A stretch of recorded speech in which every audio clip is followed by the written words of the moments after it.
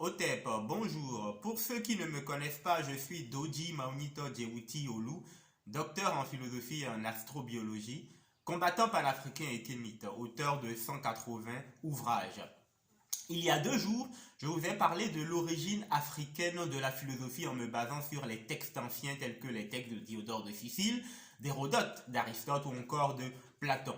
Aujourd'hui, je vais vous parler des grands philosophes africains de l'Antiquité, notamment ceux qui ont formé les Grecs. N'oubliez pas de liker la vidéo, de la partager ou encore de vous abonner afin d'avoir accès à plus de vidéos. Quels sont donc les grands philosophes africains de l'Antiquité? Tout d'abord, il faut savoir que le mot philosophie n'est pas un mot grec. N'est pas un mot grec, puisque l'écriture grecque n'est pas grecque en fait. Les Grecs blancs, les Grecs leucodermes si vous voulez, appelaient l'écriture de ce territoire les lettres pélagiques. Les pélages sont les noirs autochtones de la Grèce antique. Ce sont eux qui ont formé les premières civilisations en Europe. Donc on a la civilisation pélagique, la civilisation minoenne ou encore la civilisation des Étrusques dans l'actuelle Italie. Donc dans le mot philosophie, vous avez le mot sophie qui vient donc de Sophos, ce qui vient de Sophos. La plus ancienne attestation que nous ayons de l'origine de ce mot est en égyptien ancien. Nous trouvons le mot Séba dans le tombeau du pharaon Antéphou Ier, donc qui est le fondateur de la 11e dynastie. Donc, qui est le fondateur de la 11e dynastie. Nous sommes à la fin du 3e millénaire avant l'ère chrétienne, aux environs de moins 2100. Donc, c'est le mot Séba qui a donné Sébo en copte, et la correspondance phonétique a fait que Sébo a donné Sophos, puis Sophia, et donc Sophie. Et il en est de même du mot philo. Donc le mot philosophie n'est donc pas un mot grec. L'idée même de philosophie, comme nous le dit Isocrate dans Busiris, n'est pas grecque. Il dit ceci dans Busiris, Pythagore de Samos, venu en Égypte et s'étant fait les disciples des gens de là-bas, fut le premier à rapporter en Grèce toute philosophie. Comme on le voit, la philosophie, d'après les Grecs, n'est pas grec. En Afrique antique, il existait 5 grandes écoles philosophiques. Il en a existé d'autres, mais je vais vous citer les 5 grandes écoles philosophiques, les principales écoles. Vous avez l'école d'Iounu ou d'Héliopolis, l'école de Kéménou ou d'Hermopolis, l'école de Wasset ou de Thèbes, l'école de Saou ou Saïs et l'école de Mennefer ou Memphis. Et c'est dans ces écoles que les Grecs ont été, les grands philosophes, ceux que certains appellent les grands philosophes grecs, ont été formés. Lorsque Plutarque nous dit dans Traité d'Isis et d'Osiris, on dit que Dos lui instruit pas Confucius de Memphis, Solon pas son chiffre le Saïs et Pythagore pas Eunuphis l'Héliopolitain. On dit que Eudoxe lui instruit pas Confucius de Memphis, donc c'est donc à Memphis que Eudoxe, le mathématicien grec Eudoxe, a été formé. Donc il a été formé par Koumnefer, Solon par Sangaré, son chiv à Saou, donc dans l'école de Saou, et Pythagore dans l'école d'Iounu, donc d'Héliopolis, par Oulnefer, tout comme Platon. Donc tout comme Platon, dont le maître était Sechkoumnefer. Démocrite, le philosophe grec, donc qui parle des atomes, a été formé par Pamouna, à Mennefer, donc comme Eudoxe. Il y a donc de grandes écoles philosophiques en Afrique ancienne. Ce sont elles qui ont initié d'ailleurs la réflexion philosophique au niveau institutionnel. Quels sont les autres grands philosophes de l'Antiquité qui nous ont laissé des documents? Vous avez par exemple le philosophe Imhotep. Imhotep était un grand philosophe, un grand savant, un grand mathématicien. Donc il est le père de l'architecture et de la médecine moderne. Il est l'inventeur des principaux outils de médecine ou de chirurgie tels que le stéthoscope, le bistouri, le cathéter, le scalpel. Le premier auteur des premiers traités de médecine, les papyrus Ebers et Edwin Smith.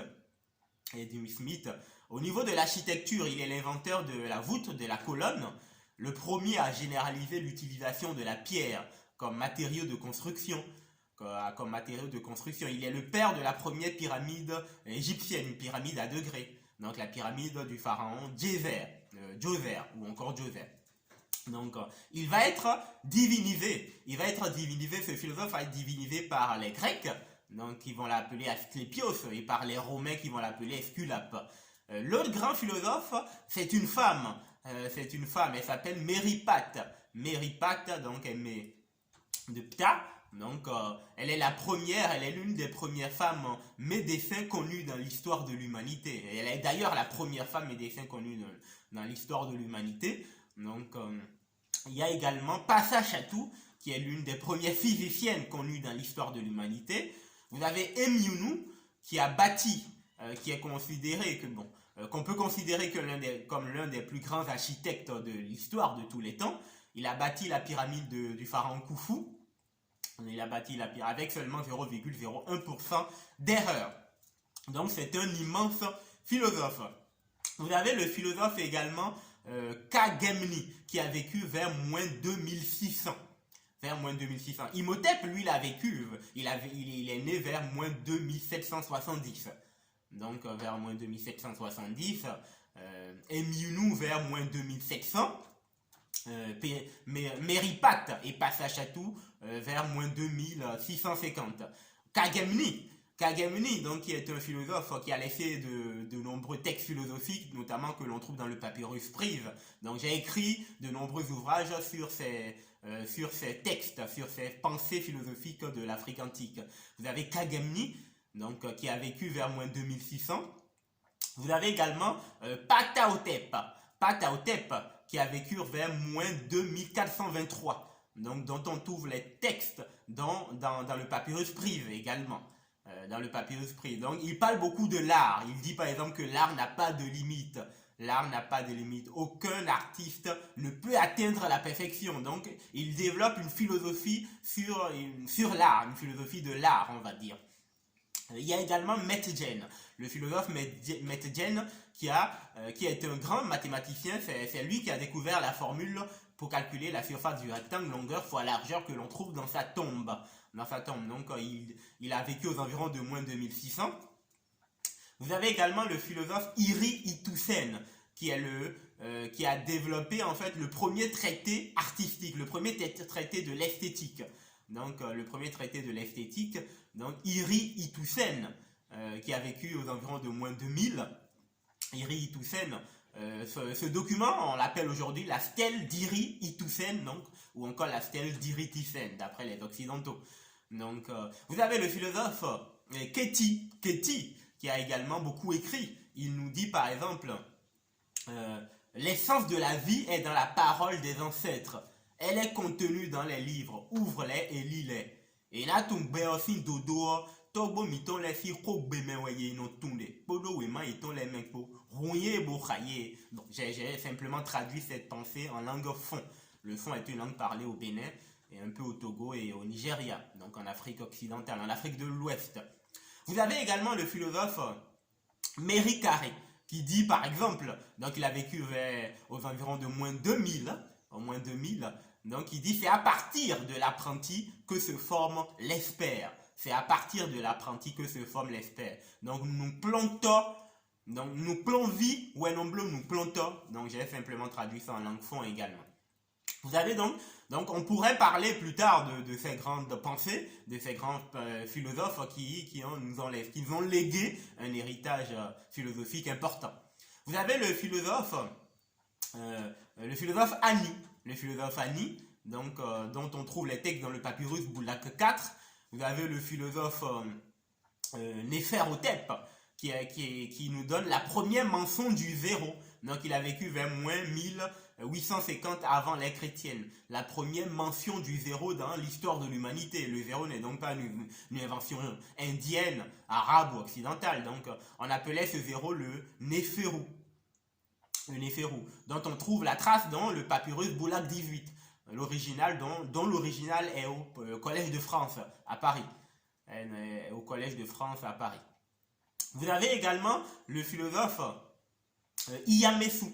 Iyamessou, c'est à lui que nous devons les théorèmes que nous attribuons à Thor, à Pythagore et à Thalès, justement, qui n'ont jamais d'ailleurs écrit, 1000 ans avant Thalès et Pythagore. C'est le papyrus d'Iyamesu, que certains appellent le papyrus Rind.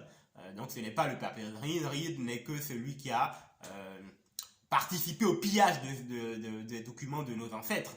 Donc l'original de ce papyrus se trouve en tout cas au British Museum à Londres. Dans ce papyrus, vous avez de nombreuses formules pour calculer par exemple l'aire du rectangle, du triangle, du parallélépipède rectangle, du cylindre, du cône, d'une pyramide. Vous avez toutes ces formules. Un tiers de la hauteur, facteur de A au carré plus AB plus B au carré. Vous avez toutes ces formules dans ce document, y compris les théorèmes dits de Thalès ou de Pythagore. Vous avez le philosophe par exemple Amenemhat. Donc Amenemhat qui est l'inventeur du clepsydre, donc de la clepsydre, donc qui est une horloge hydraulique qui fonctionne à base d'eau. Les médecins l'utilisaient également pour prendre le pouls des patients, donc des millénaires, donc des siècles donc avant les Grecs, avant Hérophile d'Alexandrie.